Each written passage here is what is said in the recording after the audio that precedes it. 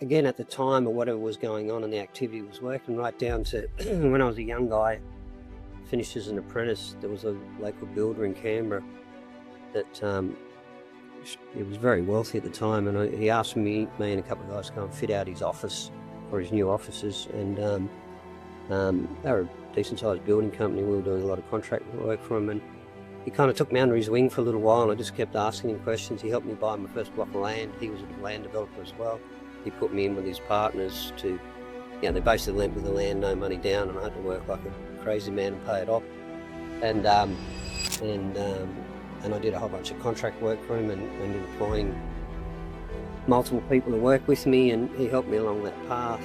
And so he was a good influence, and then introduced me to other people, and we started doing land development and things like that. But constantly, I think people just around me at the time or whatever I was doing, Welcome to the Find Your Influence podcast with Anton, where we unpack all things influence and we help leaders particularly find their influence by talking to amazing humans and finding out what influence means to them, who they've been influenced by and who they have influenced. And this podcast episode, proudly sponsored by the Guinea Group of Companies.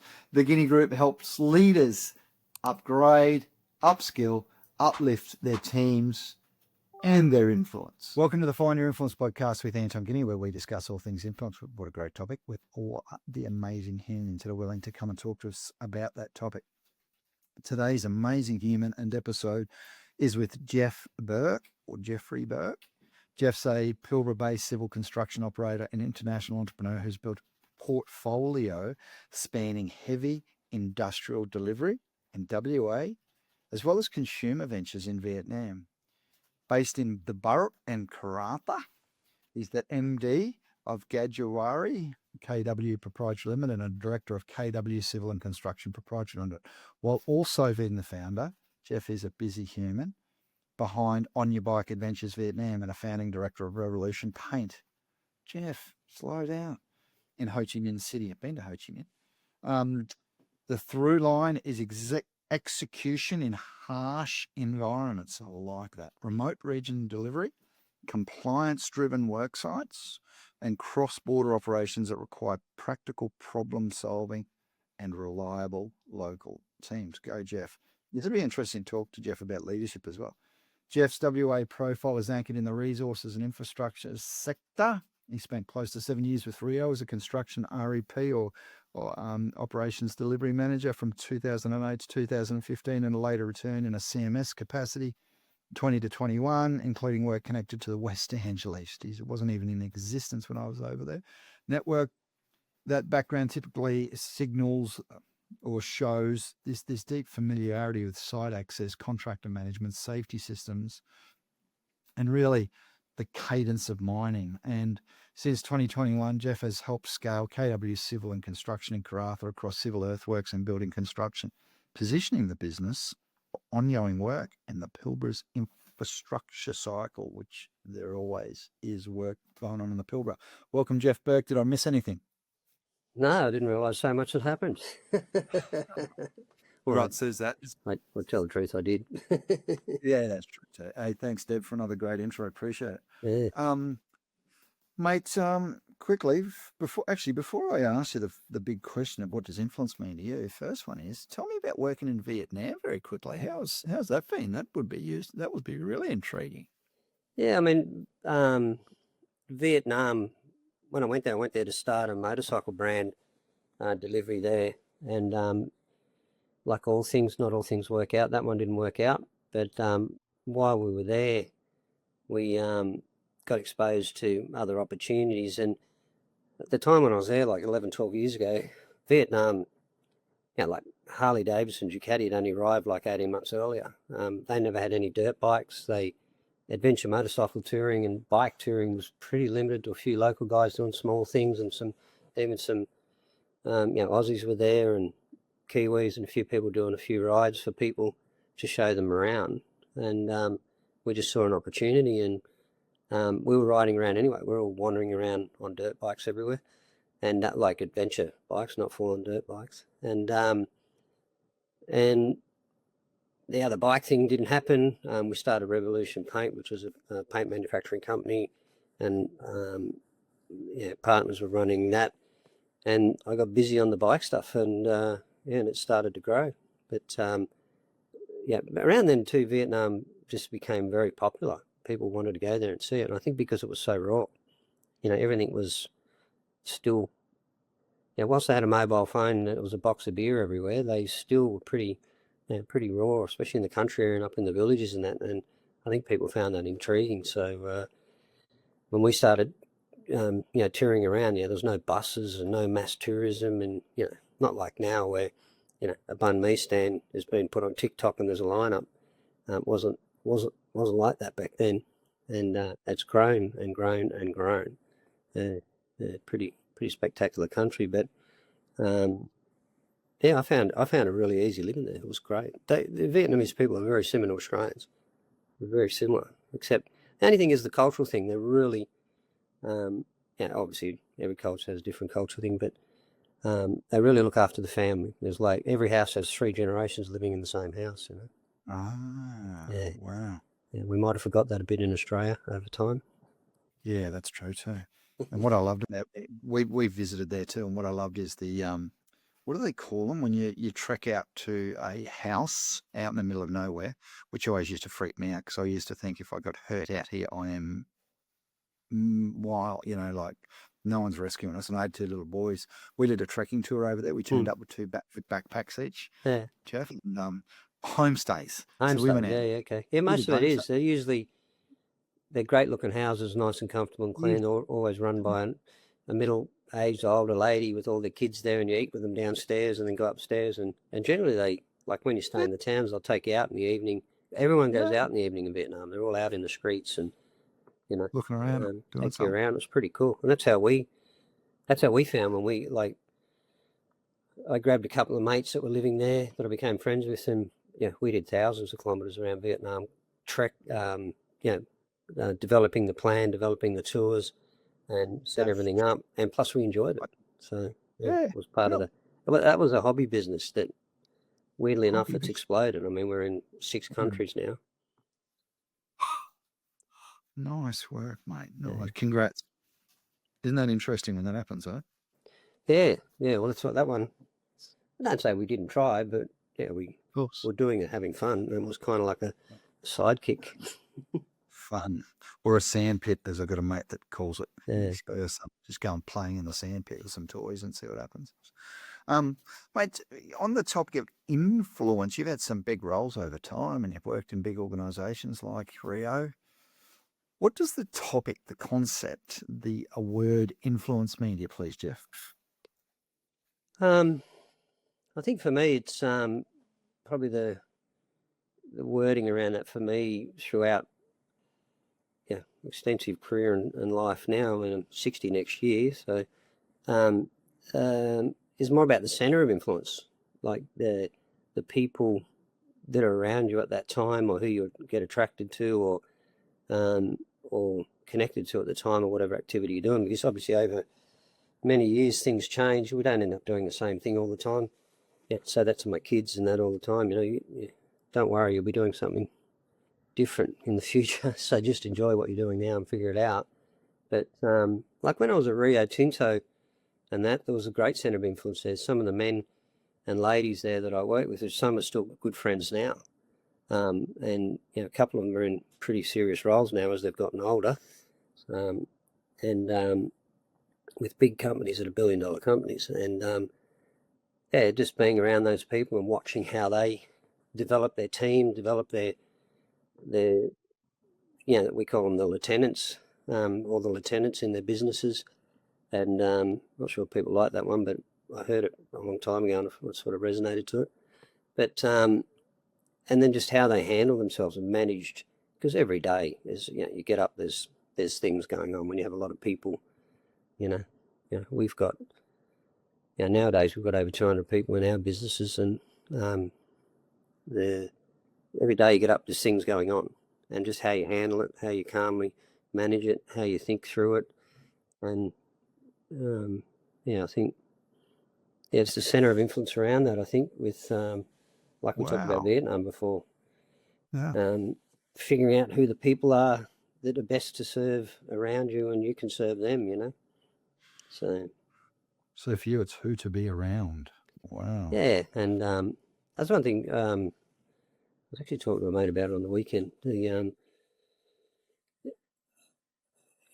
With everything in that space, I've always gone to see who's the expert, who's done well, who's successful. They don't have to be famous; they can just be. A lot of people. I mean, I've got a mate here who runs a $4.4 billion company, and he's not famous. He's not famous, but he's but I find him intriguing, like how he handles things.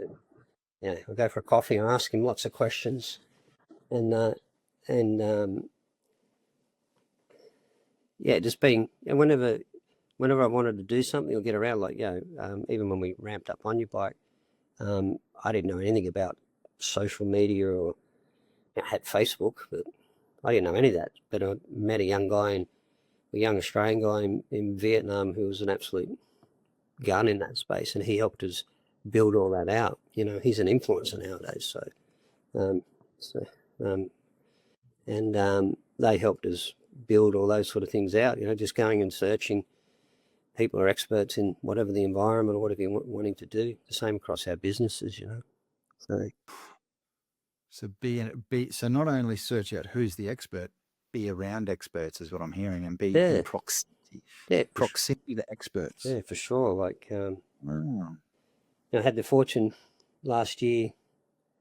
We're kind of in a growth pattern, and we're trying to think about what's the next thing. Because the one thing I've learned from previous opportunities in businesses, I had all my eggs in the one basket, and in the last 10 years, since being in Vietnam and learning diversity and opportunity, we've got, we're spread across.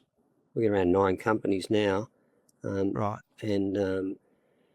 always looking for new knowledge and new experience in that place. So we got to go and hang out with a group of people with at Necker Island with Richard Branson, and he invited a young billionaire guy there who had done extremely well in what was the name of the drink? Liquid Death. He found he founded Liquid Death, and each day we would set up. There was like a hut up on top of the island that, we talked about business opportunities and experiences. And then when those were sort of over, I'd grab this guy and just ask him multiples of questions. And again, do you remember learning. Do you remember his name? Oh, I should know it. I'm hopeless with names, eh? I can see his face. He was a fantastic young guy. Me too. Yeah, I've heard him speak. I heard him speak at an event last year. I love it. Yeah. Thank you so much. Yeah. Wow, mate, that's And what was Richard Branson like? Was he pretty cool? He was. I mean, I've followed Richard. I've read all his, not all his. I can't remember. I've read all his books. I've read a lot of his books. Followed his stuff for years. Many years ago, he came to Australia on tours, teaching people about business and life with Tony Robbins and a few of them years ago. I mean, I went to a lot of those events because at the time I was wandering around the world doing Tony stuff, and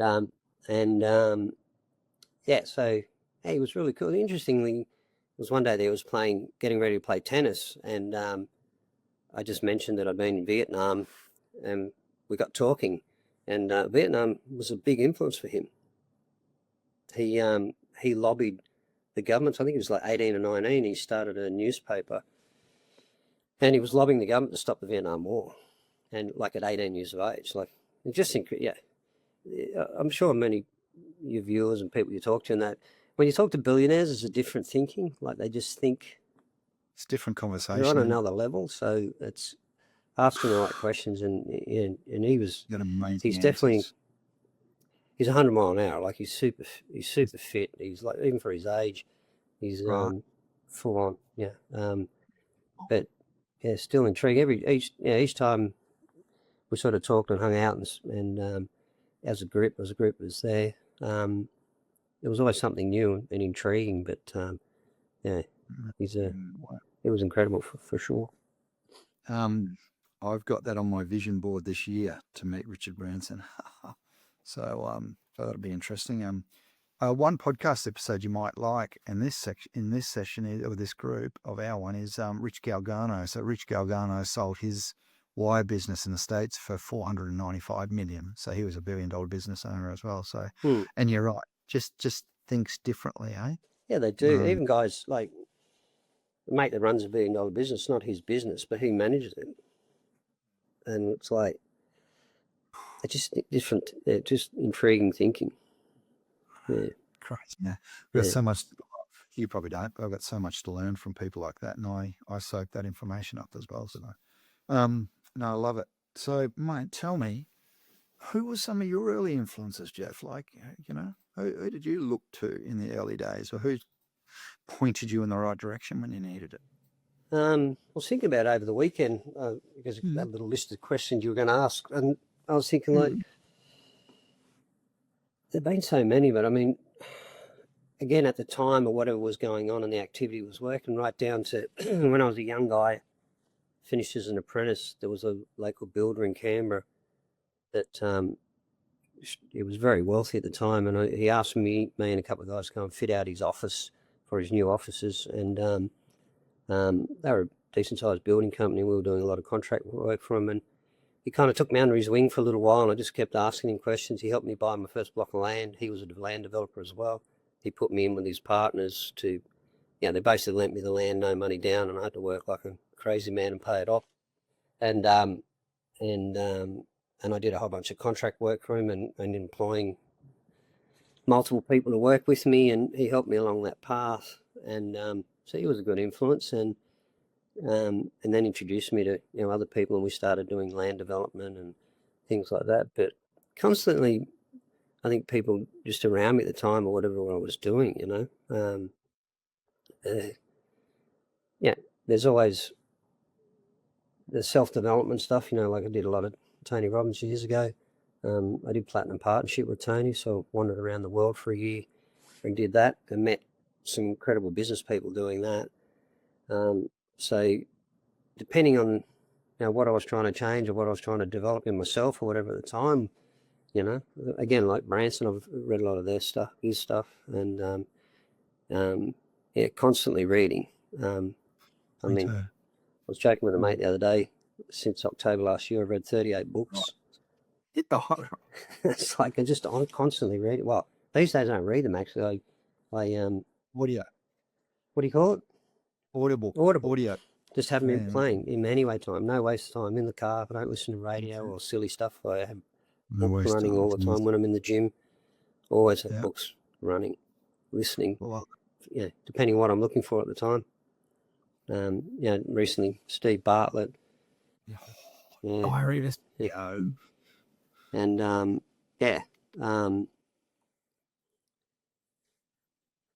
things like just constantly. Yeah. Absolutely. You put more good stuff in, and obviously the good stuff comes to you, doesn't it?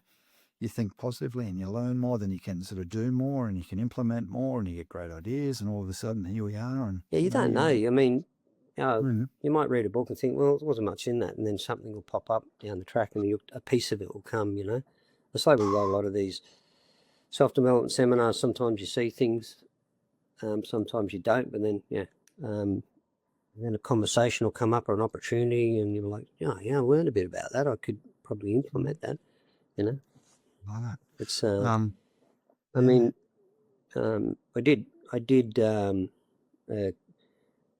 guess a mentor and coaching training course with JT Fox there a year or so back, and then he introduced us to Adam Coffey, and he actually brought Adam Coffey out of Australia, and we did the M&A with Adam Coffey, and that's what helped us in the next stage of our business. I was there with you. I was at Adam's event on one of JT's. Oh, did you? That's where I'm. Yeah. Wow. Shout out to JT Fox. Hey, Deb, could you do me a favor? Can you just Google the founder of Liquid Death? Because that's how I met the founder. I spoke at Mega Success last year, Jeff. Oh, really? On the stage in there you go. Small world, isn't it? I was wondering if you're going to mention JT, because you met Tony Robbins and the other big. Well, with JT, Mike Cicero. Mike Cicero. Sarah. Mike Cessario. Cessario, the founder of Liquid Death? No, maybe Oh, not. yeah, Sorry. that sounds about right. Yeah. Sounds yep. Cool. Yeah, well, as you know, JT, he's all about networking and meeting people, and he started introducing an M&A. I went to a seminar in Perth, actually, and I got nothing out of the seminar, but JT was up on stage for like 15 minutes, and I thought he was loud, noisy, and crazy, and there was a couple of people in the audience one guy fell asleep or something, and JT pointed him out. And the thing that resonated to me was like, yeah, you turn up for something like that, you're showing up to look for things. If you're going to sit there and fall asleep, you're not going to find anything. And I kind of liked it a bit. And I went and did one of his weekend courses, and then I realised they were doing M&A. He introduced Dennis Mezaretsky, yep. I think he says. I don't know how to say his last name. Dennis or Zenis? Yeah, and Zenis, wow. That's right. And I did his course, Dennis, up at 4 a.m. for 2 months or whatever it was, and did his course, and we bought two other, well, they weren't on the list you just said there before, but we bought two other companies since through that process and doing M&A, and that's the main thing we're working on now. Is instead of spending 10 years trying to build a business, we're going out and finding great businesses with great systems that we can plug into ours, and that's what we're doing. So there'll be a couple more on the back of that, but yeah, we did Adam Coffey's, did his books, all 4 of his books, and then like twice, and then went and did that seminar that you were at. That Adam was brilliant, like crikey. Adam was great. Yeah, exactly. Yeah, it's he speaks so well too, and I loved it. And it was really strange because I thought I was going for M&A, but his first hour or two was about culture. Don't think about buying a business until you know the culture's right in that organisation, because if you don't have the right culture, you're never going to get the right results. And I thought, wow, that's really interesting that he started with leadership rather than M&A work. So yeah, and the other thing too, mate, that he really touched on was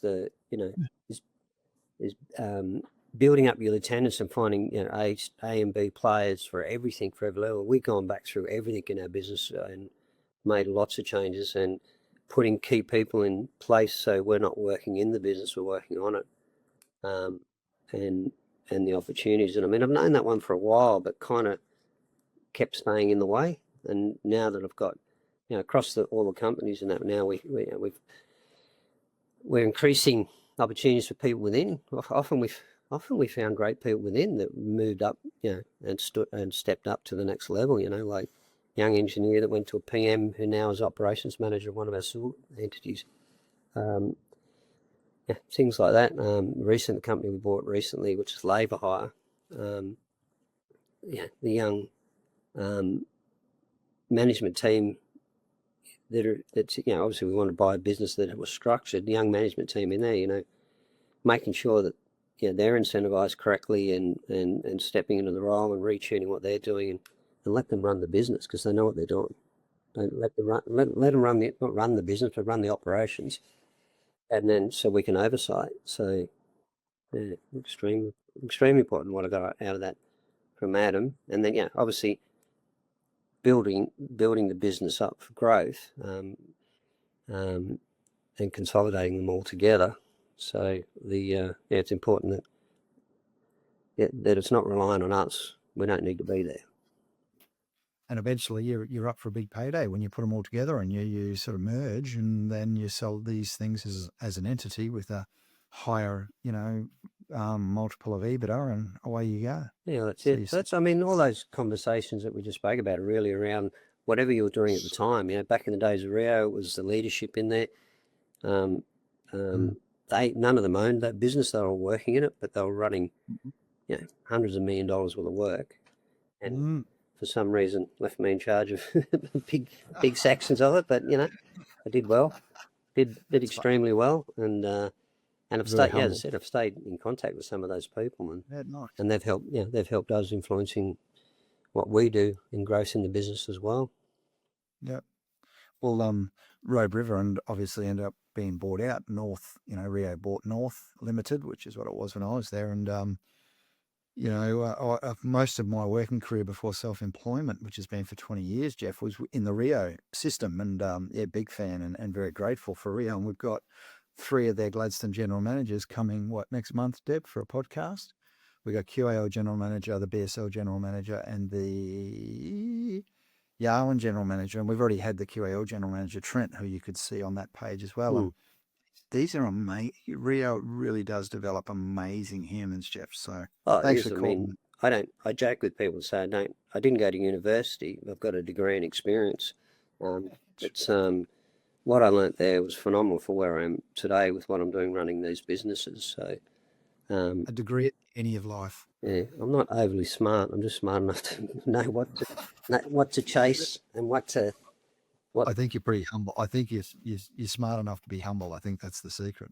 I love that the degree at the uni of life. Congrats, man. You obviously there'll be people listening to this going, "Holy shit, how can I emulate what Jeff's achieved?" And I'm actually one of them at the moment. So keep up the good work and keep inspiring people. Get up early, go hard. That's right. Get to the gym every day. Yeah, I mean, that's been a big thing for me. It's ingrained now. I mean, it's a habit. Habitually people say, it's habitual. I mean, I don't feel right if I don't exercise. Oh, mate, I'm hearing you. I've done triathlon for 20 years until I hurt my knee recently, and so I've had to go back to the gym and start use that as my physical outlet, and there's just so many good things about it. It is. I mean, healthy body, healthy mind gives you the ability to do everything. It's the strength of your core. It's not easy. I mean, the older you get, harder it is. But but I'm in. Yeah. It's funny as you mentioned that. I limped into a meeting this morning, and someone noticed. They said, "Oh, well, you don't do your name." No, I didn't. I just said, "I've got further away from 1972." That's what I said. I keep getting further away from the 24th of October, 1972, and they laugh. I'm getting old. Yeah. But it takes discipline, and you hurt your knee, well, you just work on your shoulders, or you hurt your shoulder, or you work on your legs. I think you just got to find a way. And 20 years in triathlon has taught me discipline, and it's taught me structure and consistency, and doing long events, man, endurance events. Yeah, you got to get many years ago I did the 5-hour endurance race, which is a motorcycle endurance race. And with a team, there was one year there was 3 of us. Another year there was meant to be 3, but one guy crashed, so 2 of us had to carry the flag, and we still won. But I remember what that was like. I mean, you just had to push, and the preparation, and riding in those kind of long races. But I never did any sort of triathlons or anything like that. Same. That's the same. But it just all takes effort, eh? And I think, for anyone that hasn't done a 5-hour endurance race or a 10-hour or 15-hour Ironman, it's really hard to explain what it takes to. And I always say the hardest part's getting to the start line, Jeff. Don't worry about the finish line. You got to get yourself trained. Preparation. Exactly right. And a lot of people don't get that. They don't. I say that, and they go, "What are you talking about?" So it's you got to do 16, 20 weeks of training and not be injured on the start line, so that you can actually do a good job and hold a good account of yourself. And then you got to get through the next 5 or 10 hours in a way that gets you to the finish line. So it was probably the same for us as it was for you, because every lap had to be perfect. Every lap had to be your fastest. You couldn't go slower. That's not the result.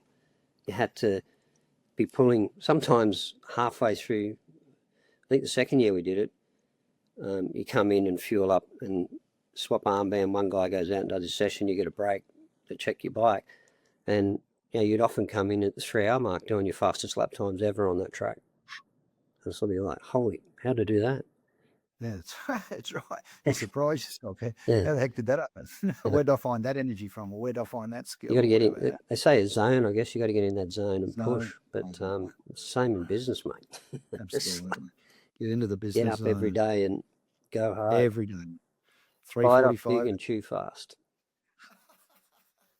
We'll write that down. My alarm goes off at 3:45 every morning. Bite off big and chew fast. Mate, who are you most? And you'll struggle to answer this one, I think, being a humble human. But I ask this question because I like giving people a rap, because I don't think we give ourselves enough credit over time for our impact on the planet. And I don't think we all want to go walk around going, "Look at me." But I think it's okay to ask this question. Who are you most proud of? And maybe it's one of these people in the labour hire company, or maybe it's that young engineer who's now project manager. Or have you got someone else that you have influenced to be the best version of them?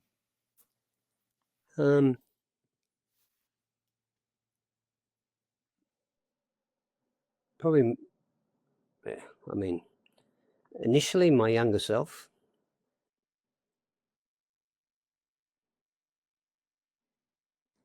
Yeah, I think the perseverance and drive, and everyone has a story, and there was some adversity back in those days, and then I think my immediate family and that around me, I think, is part of that. And then some of the young guys at work and people in the businesses, and some of the, because I always looking for people in the business that are they're bought into the story and they're part of the business, and you can see that they love the business, they love what you do, and then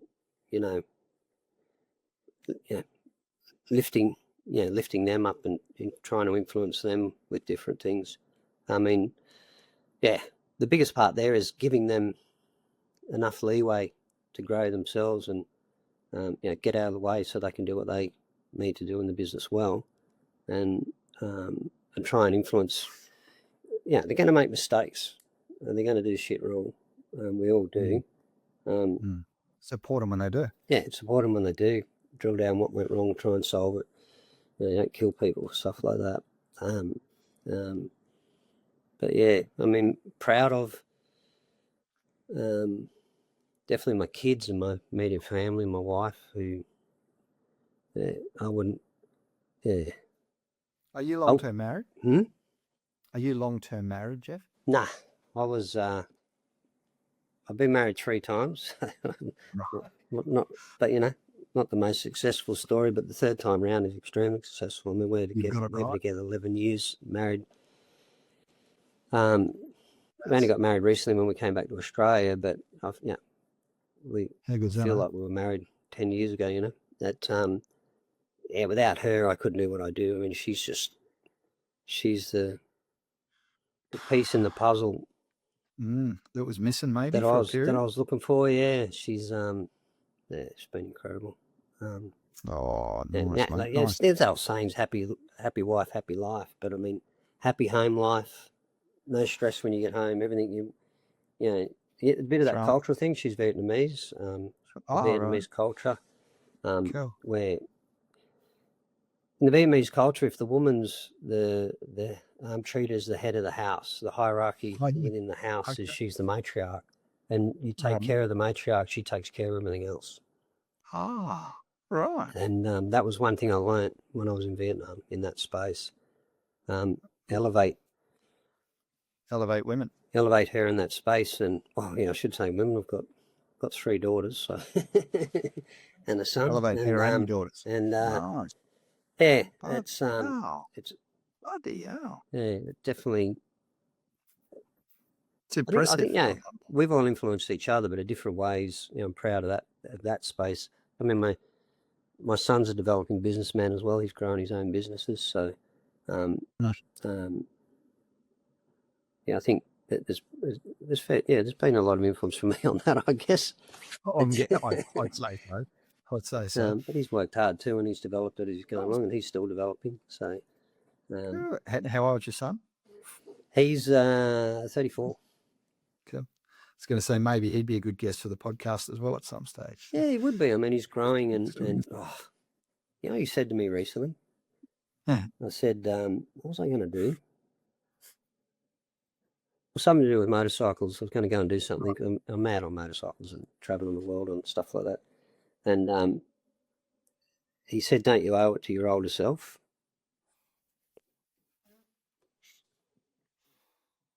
That was good getting that from my son, and I'm like, shit. Gee, that's a bit philosophical. Yeah, it was. It was kind of cool, and then I looked at him a little bit different after that. I was like, damn. You do learn from you. You do learn from you. You learn more from your kids than you teach them. Oh, absolutely. And you know, I think there's a lot of people that have come on the podcast, Jeff, when I asked them who would influence you, and they've said their kids, but they've learned more from their kids than anyone else. And I thought, shit. And I think it's all different timing. Like Right. my youngest daughter from previous marriage talking to her yesterday, and she was saying, like, in the early days when I was in business, like, she missed out a lot because I was away working so much, and she likes it now that I have more time because I built the businesses around other people. So I don't work weekends, I don't work public holidays, I take time off. I try to be home by 4:00 most days, and so I work on the businesses in key times, and then when they're all doing other things in the evening, I sneak into the office and I do a couple more hours and things like, as we do, we're entrepreneurial. But it's part of the growth stuff, but I make sure that I'm front and center and available for them, you know what I mean? So it's a bit different, but back in the early days it wasn't. Back then it was a different time too. We in the construction industry back then, we all worked 7 days a week. It was crazy. Still doing some sectors, yeah. But I mean, that was part of the learning too, I learned that, it taught you a lot. Like Adam Coffey taught us, you don't need to work that hard. That's right. Yeah. He doesn't work very hard, and well, he does, but he works hard on the right things. Pick your heart. That's right. It's on the business, not in them. That's what JT Fox says, isn't he? Pick your heart. Yeah. It's all hard. It's all hard. Pick your heart. Choose your hard. I love that, because being overweight's hard. So is going to the gym every day. I love that saying, choose your hard. And it's funny, like, I try to take, and you talked before about books and JT and other people, and there's so much that. So I'm a AI agency partner with JT. Yeah, so are we. Yeah, cool. It's great, isn't it? It's so cool. And I've loved going on that journey. I did another demo this morning, and this person was just blown away by the AI and couldn't give it enough of a rap. And but at the end of the day, it's taken a bit of effort to learn that and to learn how to sell it to a degree. And that's hard. Still, at the same time, there'll be a reward at the back end, which is pretty cool. So yeah, you choose your hard, and then obviously the results. It's funny how we have not met. Until we had this conversation, I didn't know you did JT. I didn't know you went to Adam Coffey. That wasn't a big room. I know. It wasn't. And that was interesting how many people didn't turn up. I mean, what the hell? The guy's never been to Australia. He's one of the biggest M&A business builders in the world. I know. And I mean, Adam Coffey his books are renowned. But I mean, Mark Boris turned up. There's someone that's influenced me of recent time. I've been following Mark and reading his stuff. He's incredible. Very humble. Isn't he? Really enjoyed meeting him. And I joined his private group. I've been doing that stuff with him. Nice. Learning about all manner of things, and in true JT Fox style, after this, I want to ask you for an intro, if that's cool, because I've got him as a goal for my podcast at some stage this year. So I spoke on stage with him at Sydney Opera House. If I went downstairs, I got a picture of him under JT on my wall downstairs. Pete, we're not doing this in the coaching room, but I'll send you a photo after this. Okay. I love it. How fun is that? I don't remember it. I was at Sydney Opera House. No. I was. Stop it. Well, who was going to miss out on that? Geez, my talk must have been very memorable. Mate, those events are so full on. There's so much going on. I was the first, I think I was the first speaker, because I was the first to sign up. So what was really interesting was when I met JT at David Goggins year before, 2024. And as soon as he opened his mouth, I can remember saying in my mind, whatever this costs, I just wanted to get into his network, because I hadn't heard him speak. It's what you're looking for at the time. I was trying to figure out, how do I build this with what we want to do in business, and how can create the pathway in our groups, and looking at all these companies and listening to mates that are running large companies and meeting people and thinking, what can I do differently? I need coaching and training. That's it. I really need to exercise that muscle and figure out the pattern. I mean, there's multiple people you can go and see, but it just happened to be at the time. Go cross paths with JT and what he was doing, and then his introductions to Dennis and Adam, and it went from there. And I mean, it's also what you do with it. I mean, that's right. Not everyone's going to get up at 4 a.m. and do 2 hours of business hours training away. and then jump in the car and drive and do 8-10 hours in the office or whatever, so That's right. you You got go to to the do it. gym on the way. No, exactly. No, I'm with you. And I got a 9 o'clock with JT tonight. Oh, well, you have too, by the way. 7 o'clock per time, but we got 9 o'clock tonight. I'm talking about the direction of the AI agency. But isn't it interesting? You and I business partners. Who would have thought? Yeah, well, I and mean, again, we didn't really know what it was going to be, and but we liked the idea of what it could achieve, and anything with AI is all developing. So, That's it. and we were figuring, we've been asking that question for a while. How do we add AI into the business? I don't want to add AI and just sack people and thin people out and all that sort of stuff. I just want efficiencies and help people with their roles and stuff. So, and I mean, it's there. Everything we're using these days got AI behind it. People just don't realise. All of our team use Power 5. Your intro was probably written on Power 5, Deb? Sorry? Was Jeff's intro written on Power 5? Yes. Yep. JT Fox wrote your intro. I always give Deb a rap, but it was written in Power 5. And I'm with you. And, every time JT I've speak at Sydney Opera House, I think I spoke first because I was first signed up. I just said, yep, when do I start? Spoke at Red Bull, speaking at Ferrari and Lamborghini this year. So that'll be, and they're the opportunities that you get if you lean in. Like not a lot of people look at it and say, well, that's a fair bit of effort and fair bit of, cost to get to another country to go and speak.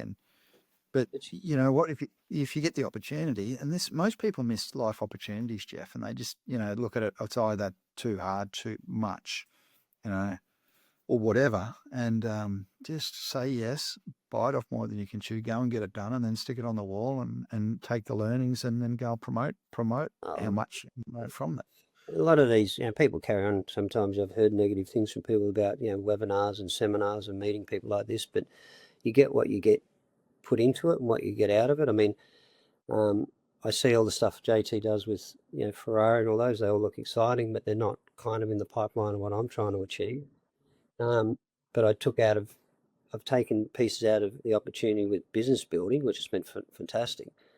But, like when I did Tony, many years ago, I went to Melbourne and it was at the back of the GFC and we were in a mess. I mean, we had just 2 display homes, multiple houses at different level. We were spec building and nobody was walking through the houses. The building market was crashing.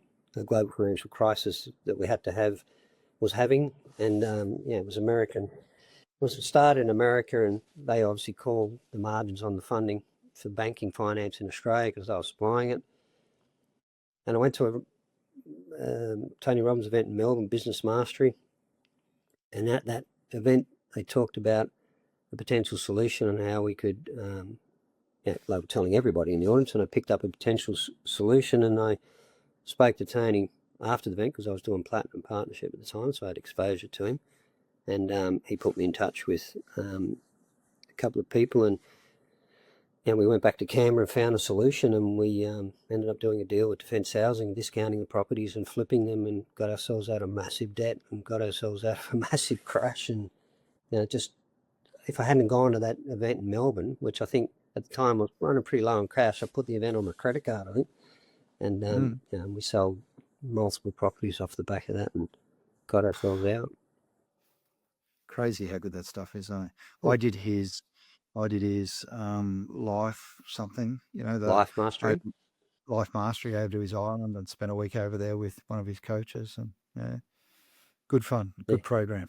Yeah, and again, you get, Get those are the things you can get from those different events. You just don't know unless you go. That's right.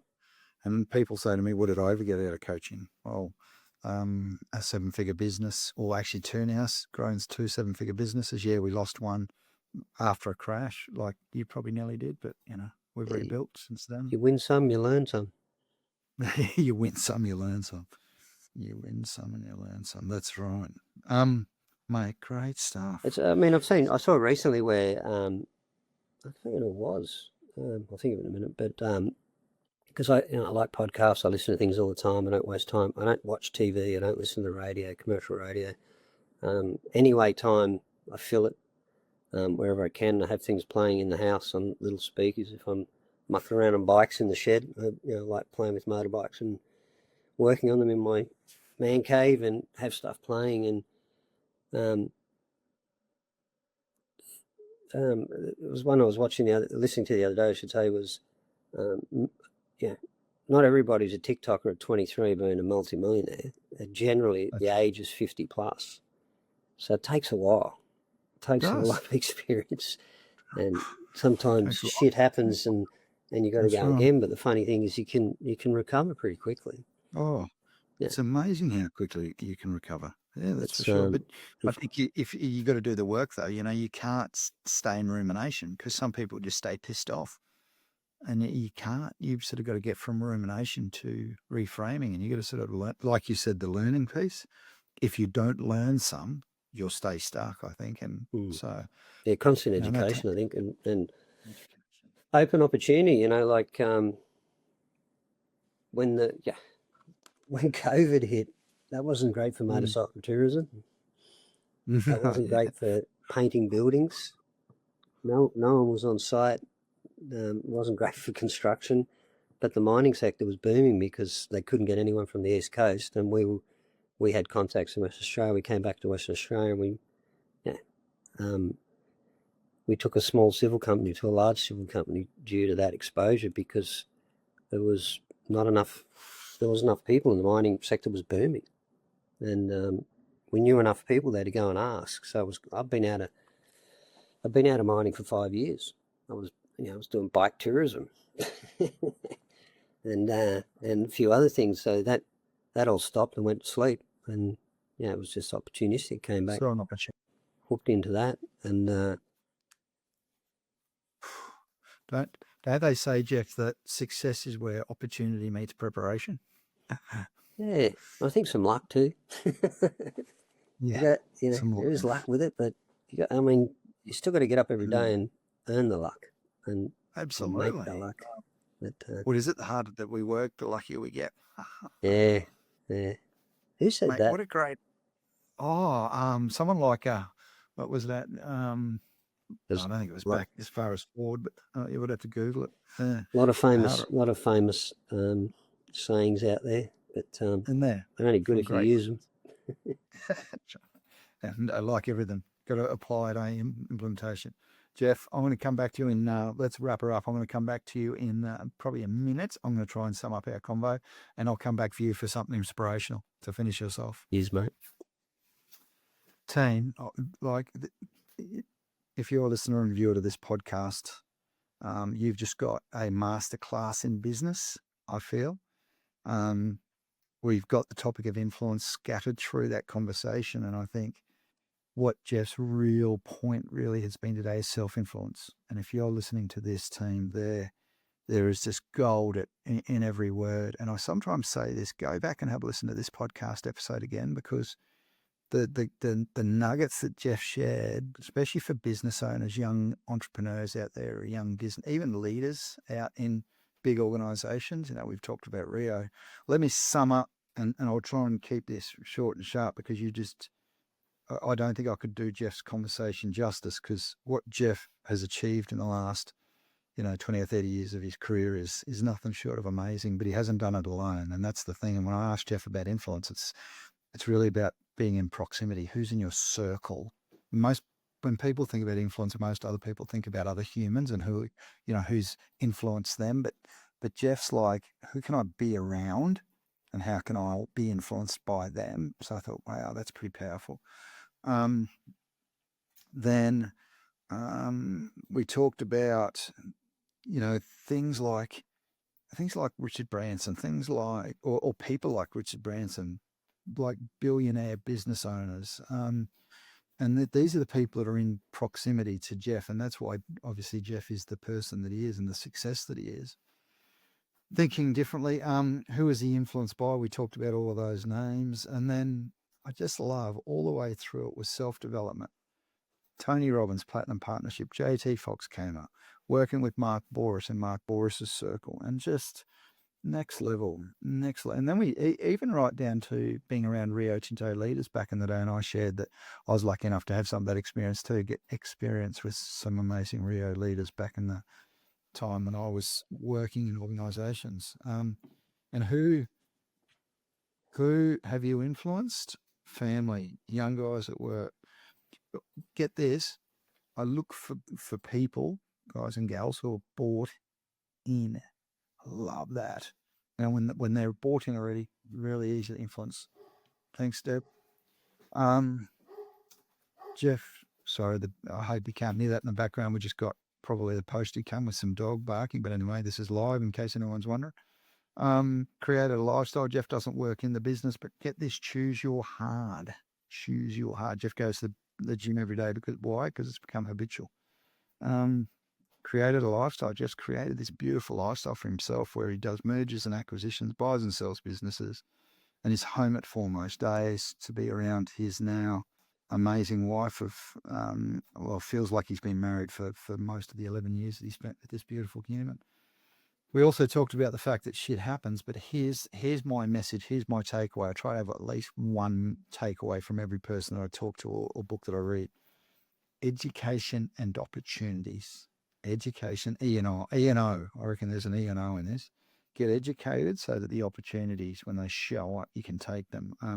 I love that. And I'm going to hand back to Jeff now for an amazing closeout.